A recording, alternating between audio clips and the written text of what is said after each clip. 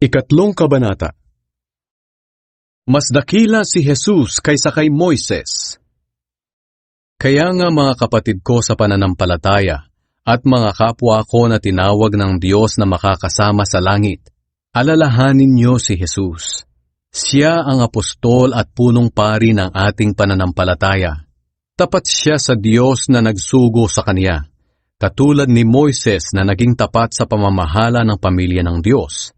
Ngunit itinuring ng Diyos si Jesus na higit kaysa kay Moises, dahil kung ihahalin tulad sa bahay, higit ang karangalan ng nagtayo kaysa sa bahay na itinayo. Alam natin na may gumawa ng bawat bahay, ngunit ang Diyos ang gumawa ng lahat ng bagay. Tapat si Moises sa pamamahala niya sa pamilya ng Diyos bilang isang lingkod, at ang mga bagay na ginawa niya ay larawan ng mga bagay na mangyayari sa hinaharap. Ngunit si Kristo ay tapat bilang anak na namamahala sa pamilya ng Diyos. At tayo ang pamilya ng Diyos, kung patuloy tayong magiging tapat sa pag-asang ipinagmamalaki natin. Kaya gaya ng sinabi ng Banal na Espiritu, kung marinig nyo ngayon ang tinig ng Diyos, huwag ninyong patigasin ang puso nyo, tulad ng ginawa noon ng mga ninuno nyo. Naghimagsik sila laban sa Diyos, at siya'y sinubok nila roon sa ilang.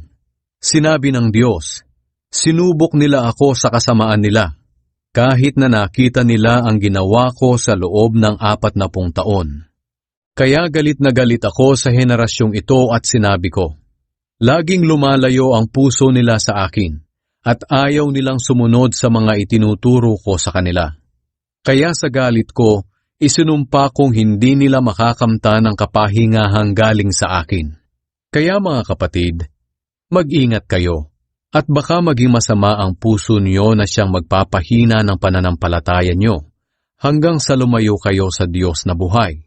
Magpaalalahanan kayo araw-araw habang may panahon pa, para walang sino man sa inyo ang madaya ng kasalanan na nagpapatigas sa puso niyo. Sapagkat kasama tayo ni Kristo, kung mananatiling matatag ang pananampalataya natin sa Kanya hanggang sa wakas. Gaya nga ng nabanggit sa kasulatan, kung marinig nyo ngayon ang tinig ng Diyos, huwag ninyong patigasin ang puso nyo, tulad ng ginawa noon ng mga ninuno nyo nang naghimagsik sila laban sa Diyos. Sino ba ang mga taong nakarinig sa tinig ng Diyos at naghimagsik pa rin sa kabila nito? Hindi ba't ang mga inilabas ni Moises sa Ehipto? At kanino ba nagalit ang Diyos sa loob ng 40 taon? Hindi ba't sa mga nagkasala at namatay sa ilang? At sino ba ang isinumpa ng Diyos na hindi makakamta ng kapahingahan? Hindi ba't ang mga ayaw sumunod sa Kanya? Kaya malinaw na hindi nila nakamta ng kapahingahan dahil sa kawalan ng pananampalataya sa Diyos.